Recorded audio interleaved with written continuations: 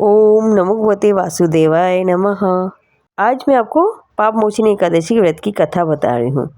अर्जुन ने भगवान श्री कृष्ण से कहा, हे मधुसूदन, आपने फागुन मास के कृष्ण पक्ष एकादशी अर्थात अमल की एकादशी के बारे में विस्तार पूर्वक बतलाया। चैत्र माह के कृष्ण पक्ष में आने वाली एकादशी का क्या नाम है तथा उसकी विधि क्या है? कृपा करके आप मेरी बढ़ती हुई जिज्ञासा को शांत करें। भगवान श्री कृष्ण ने कहा, हे अर्जुन, चैत्र मास के कृष्ण पक्ष की एकादशी को पाप मोचनी एकादशी के नाम से जाना जाता है। एक बार की बात है, पृथ्वीपति राजा मांधाता ने लोमश ऋषि से यही प्रश्न किया जो तुमने मुझसे किया है। अतः जो कुछ भी ऋषि लोमश ने राजा मांधाता को बतलाया वही मैं तुमसे कह रहा हूँ। हे मांधाता ने धर्म के गृहत्तम रहस्यों के ज्ञातक महर्षि लोमश से पूछा, हे ऋषि श्रेष्ठ, मनुष्य के पापों का मोचन किस प्रकार संभव है? कृपा कर कोई ऐसा सरल उपाय बताए जिससे सभी को सहज ही पापों से छुटकारा मिल जाए। पाप मोचनी एकादशी व्रत की कथा।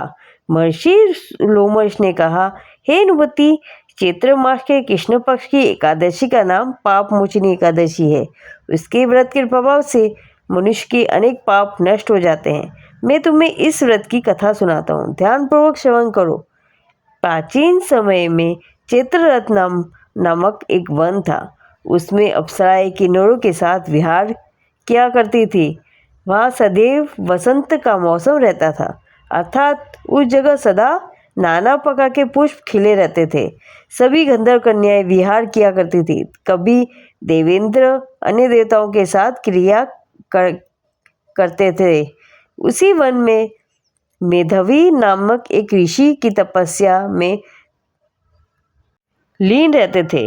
वे शिव भक्त थे। एक दिन मजुघोषा नामक एक अप्सरा ने उनको मोहित कर उनकी निकटता का लाभ उठाने की चेष्टा की। इसलिए वह कुछ दूरी पर बैठ वीणा बजाकर मधुर स्वर में गाने लगी। उसी समय शिव भक्त महर्षि मेघावी को कामदेव भी जीतने का प्रयास करने लगे। कामदेव ने उस सुंदर अप्सरा के ध्रुव का धनुष बनाया, कटाक्ष को उसकी पतंचा बनाई और उसके नेत्रों को मजुघोषा अप्सरा का सेनापति बनाया। इस तरह कामदेव अपने शत्रु भक्त को जीतने को तैयार हुआ। उस समय महर्षि मेघावी भी युवावस्था में थे और काफी हुष्ट-पुष्ट थे। उन्होंने ये गुफित तथा दंड धारण कर रखा था। वे दूसरे कामदेव के समान ही प्रतीत हो रहे थे। उस मुनि को देखकर कामदेव के वश में हुई मजुघोषा ने धीरे धीरे मधुर वाणी से वीणा का गायन शुरू किया। तो महर्षि मेघावी भी मजुघोषा को मधुर गाने पर तथा उसके सौंदर्य पर मोहित हो गए। वह अप्सरा मेघावी मुनि को कामदेव से पीड़ित जानकर उनसे आलिंगन करने लगी। महर्षि मेघावी उसके सौंदर्य पर मोहित होकर शिव रहस्य को भूल गए और काम के वशीभूत होकर उसके साथ रमण करने लगे। काम के वशीभूत होने के कारण मुनि को उस समय दिन रात कुछ भी ज्ञात न रहा और काफी समय तक वे रमण करते रहे। तदुपरांत मजुघोषा उस मुनि से बोली, हे ऋषिवर, अब मुझे बहुत समय हो गया, अतः स्वर्ग जाने की आज्ञा दीजिए। अप्सरा की बात सुनकर ऋषि ने कहा, हे मोहिनी, संध्या को तो आई हो, प्रातःकाल होने पर चली जाना। ऋषि के ऐसे वचन सुनकर अप्सरा ने उनके साथ रमण करने लगी। इसी प्रकार दोनों ने साथ साथ बहुत समय बिताया। मजुघोषा ने एक दिन ऋषि से कहा, हे विप्र, अब आप मुझे स्वर्ग जाने की आज्ञा दीजिए। मुनि ने इस बार भी वही कहा। हे रूपसी, अभी ज़्यादा समय व्यतीत नहीं हुआ, कुछ समय और ठहरो। मुनि की बात सुन अप्सरा ने कहा, हे ऋषिवर, आपकी रात तो बहुत लंबी है। आप स्वयं ही सोचिए कि मुझे आपके पास आए कितना समय हो गया है। अब और ज़्यादा समय तक ठहरना क्या उचित है? अप्सरा की बात सुन मुनि को समय का बोध हुआ और वह गंभीरतापूर्वक विचार करने लगे। जब उन्हें समय का ज्ञात हुआ कि उन्हें रमण करते 57 वर्ष व्यतीत हो चुके हैं, तो उस अप्सरा को वह काल का रूप समझने लगे। इतना ज़्यादा समय भोग विलास में व्यर्थ चला जाने पर उन्हें बड़ा क्रोध आया। अब वह भयंकर क्रोध में जलते हुए उस तप नाश करने वाली अप्सरा की तरफ भुगुटी तान कर देखने लगे। क्रोध से उनके अधर कांपने लगे और इंद्रियां बेकाबू होने लगी। क्रोध के थरथराते स्वर में मुनि ने उस अप्सरा से कहा, मेरे तप को नष्ट करने वाली दुष्टा, तू महापापिन और बहुत ही दुराचारिणी है। तुझ पर धिक्कार है। अब तू मेरे श्राप के पिशाचिनी बन गया जा। मुनि के क्रोधायुक्त श्राप से वह अप्सरा पिशाचिनी बन गई।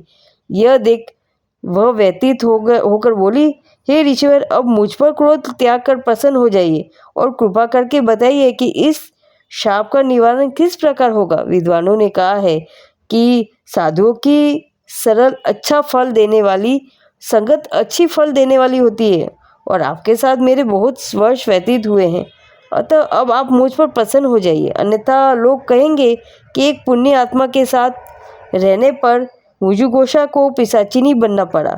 मुजुगोषा की बात सुनकर मुनि को अपने क्रोध पर अत्यंत ग्लानि हुई, साथ ही अपनी अपकीर्ति का भय भी हुआ। अतः पिशाचिनी बनी मुजुगोषा से मुनि ने कहा, तूने मेरा बड़ा बुरा किया है, किंतु फिर भी मैं तुझे इस श्राप से मुक्ति का उपाय बतलाता हूँ।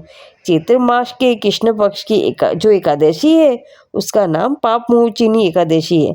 उस एकादशी का उपवास करने से तेरी पिशाचिनी की देह से मुक्ति हो जाएगी।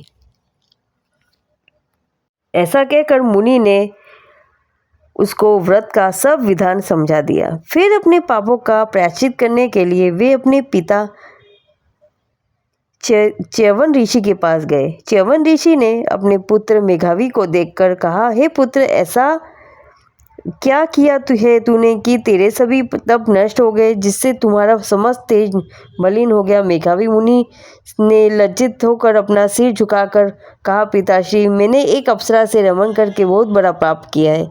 इसी पाप के कारण संभवतः मेरा सारा तेज और मेरे तप नष्ट हो गए हैं। कृपा करके आप इस पाप से छूटने का उपाय बतलाइए। ऋषि ने कहा, हे पुत्र, तुम चैत्र माह के कृष्ण पक्ष की पापमोचनी एकादशी का विधि तथा विधान पूर्वक भक्ति पूर्वक उपवास करो, इससे तुम्हारे सभी पाप नष्ट हो जाएंगे। अपने पिता च्यवन ऋषि के वचनों को सुनकर मेघावी मुनि ने पापमोचनी एकादशी का विधि पूर्वक व्रत किया। उसके प्रभाव से उनके सभी पाप नष्ट हो गए। मजुगोषा अप्सरा भी पापमोचनी एकादशी का उपवास करने से पिशाचिनी की देह से छूट गई और पुनः अपना सुंदर रूप धारण कर स्वलोक चली गई। तोमस ऋषि ने कहा, हे राजन, इस पापमोचनी एकादशी के प्रभाव से समस्त पाप नष्ट हो जाते हैं। इस एकादशी की कथा के श्रवण और वह पठन से 1000 गोदान करने का फल प्राप्त होता है। इस उपवास के करने से ब्रह्म हत्या करने वाले, स्वर्ण चुराने वाले, मदपान करने वाले, अगम्य गमन करने वाले आदि भयंकर से भयंकर पाप भी नष्ट हो जाते हैं और अंत में स्वलोक की प्राप्ति होती है। जय श्री कृष्ण।